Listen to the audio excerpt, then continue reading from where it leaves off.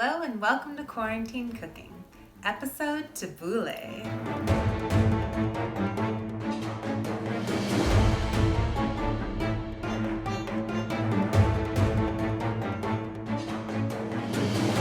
So tabouli is a salad that can be found all throughout the Middle East, with little variations between cultures and families, and it's my personal favorite of all the Lebanese salads. This version that I'm going to show you today is a little mix of old and a little bit of new flair. So beginning with 3 bunches of curly parsley that I have thoroughly washed in a big bowl, as you can see, of water mixed with a little white vinegar, and that helps all the sediment kind of go to the bottom, and then just thoroughly dry any herbs that you use in a salad like this because we don't want to water down the delicious lemony dressing. But first, before we get to the parsley, we're going to combine our other lovely ingredients. Beginning with half a cup of wheat bulgur, and there's different sizes of bulgur. A lot of the time you can do really fine, and then you don't need to soak it at all ahead of time. This is a little bit bigger of a grain, so I soaked it in boiling water for about a minute and drained it thoroughly. And that just kind of par cooks it. But we don't need to cook it all the way because this grain is going to soak up all the juice from our tomatoes, which are another staple of tabouli. So adding to our bulgur, I have 2 Roma tomatoes and then about 2 cups of cherry tomatoes. And just finely chop those about an 1/8 of an inch. So we have our tomatoes in there. Now I'm going to add half of a white onion. The big thing about tabouli is it just takes a little time to pluck your parsley and to chop everything, but I love all the smells of each ingredient, and it's usually a summertime salad, so everything's a little bit warm and just perfumes. Anytime I smell parsley, it always just makes me think of my grandmother. I can still picture her sitting at her breakfast table watching Wheel of Fortune or Price is Right and plucking parsley. I have really wonderful memories of having all the generations of the women in my family plucking parsley together, and you have to make a lot because everybody always wants a bunch of tabouli. That's going to be a trend in all the family stories I tell, just everybody wanting a lot of food. But of course, because the food's all really good. So make sure that your onion is finely diced. I recommend doing this by hand, but you can do all of this in a food processor. It just you'll get a lot of moisture from all the vegetables. And you run the risk of turning it all into mush. So if you have time and a sharp knife, just work on your knife skills, chop it up. And then for scallions or green onions, I like to use both the white and the green parts because they have different textures and different flavors. Again, just finely slice all of those.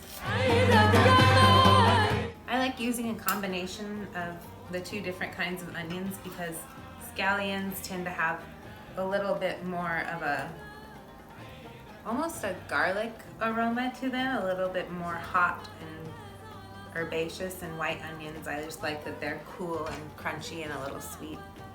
So different textures. And then we'll do our cherry tomatoes.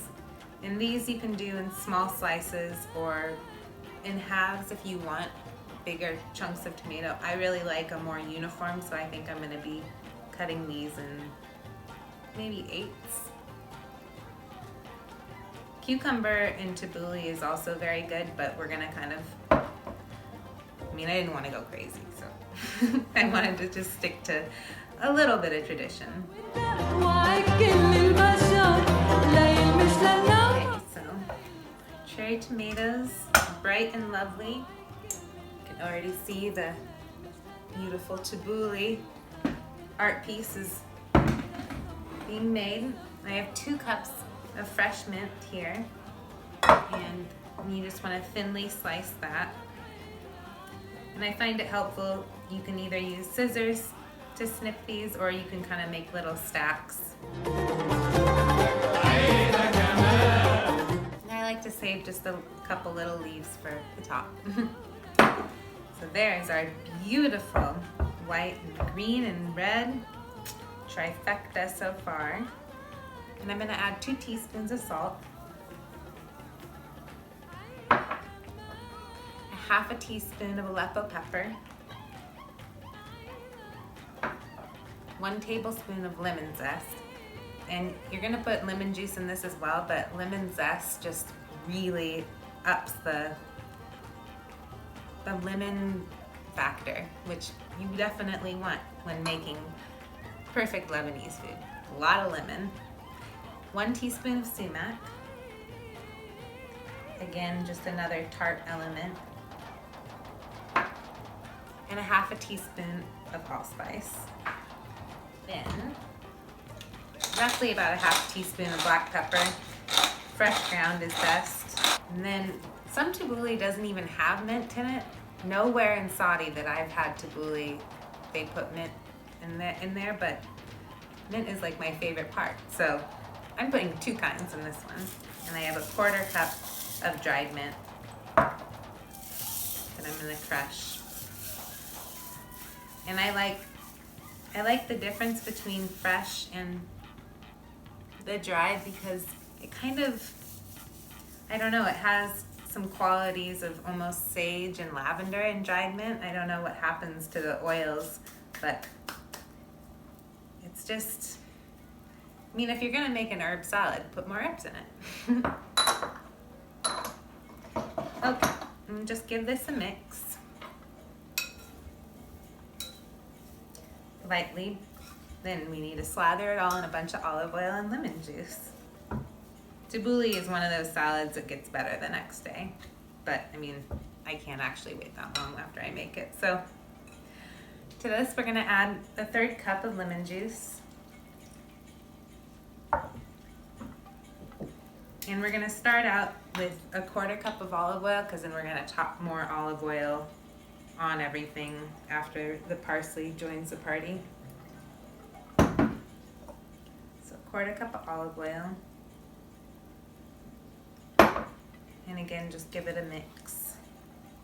And the variations and proportions of everything are really up to you. If you like it to be a heartier grain salad, you can put more bulgur in. If you like onion, put more onion in. The kinds of tomatoes too, just depends. I mean, this is just what we had on hand, so that's what I put in here. It already smells so good. Okay, set this aside and let's get to the parsley. I learned a great trick when I worked at this Lebanese restaurant where we were making just huge like containers of Tabouli every day, where keep the twisty ties from your bunches and then you just match up where the florets start.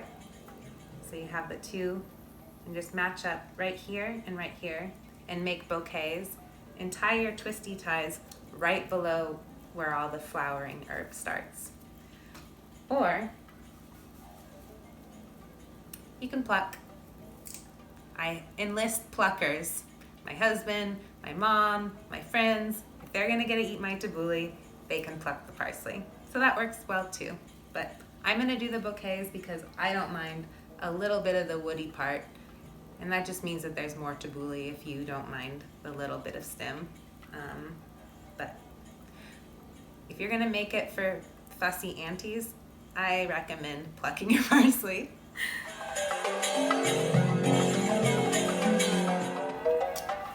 Okay, so there's an example of one of the little bouquets. Clearly I picked the wrong flowers for my wedding. Just like that. And then it also holds everything in place while you chop, which is very helpful because parsley just tends to be like confetti in the kitchen. And just starting at the very tip of the flowering end, just work your way down to right where your twisty tie is, and lickety split, all done. So I'm gonna get to work doing the rest of these. Okay, so we have our 3 bunches of parsley, and then the last little bits that weren't quite long enough to join the others, I just plucked and made sure that they were in bite-sized pieces.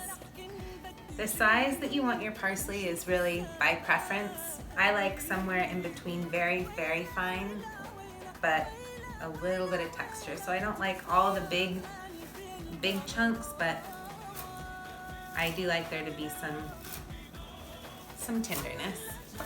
So I love this method because it keeps everything together, and then all you have left is exactly what you're gonna compost. So just work your way around your bouquet. We're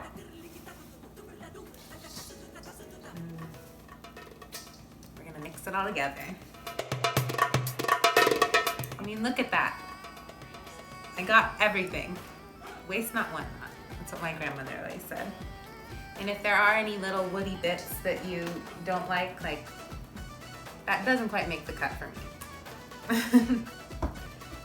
Go ahead and put that in the compost pile.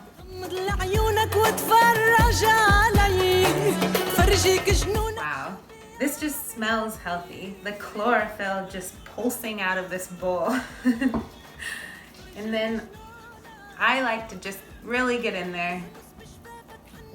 And I love a big bowl. Room to play. So I'm gonna put all of this, we're gonna put it back in the beautiful bowl, don't worry. And you do want a light touch because parsley, it still is a tender herb, and you can bruise it if you take out too much anger in this. And after you put everything together, you can kind of visually see like, oh, do I need more balance in the color? Do I like all the tomato bits compared to all the white onion bits, to all the green bits?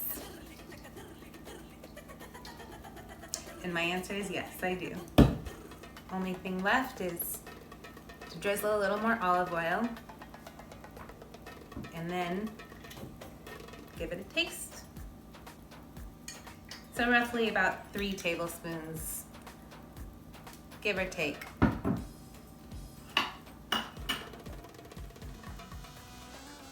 And like I said, parsley is really Tabouli is one of those things that really, it gets better the next day or even like an hour after all the flavors have time to meld. So just depend.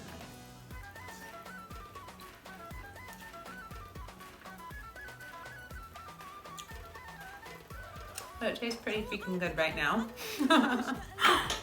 So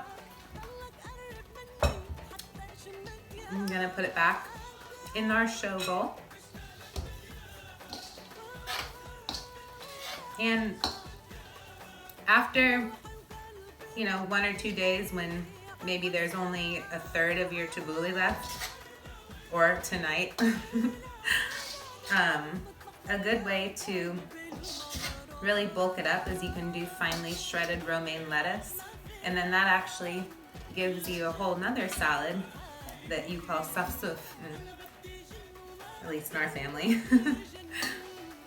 But tabouli is really delicious if you serve it with romaine leaves on the side anyway, and they can be like little boats, the vehicle to get the tabouli into your mouth and just add a cool crunch on the outside.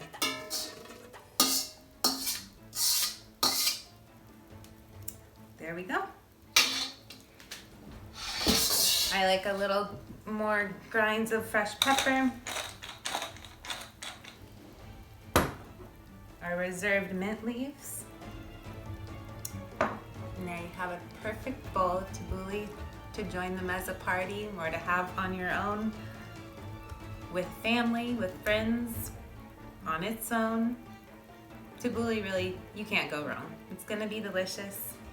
Thanks for learning how to make the queen of salads with me.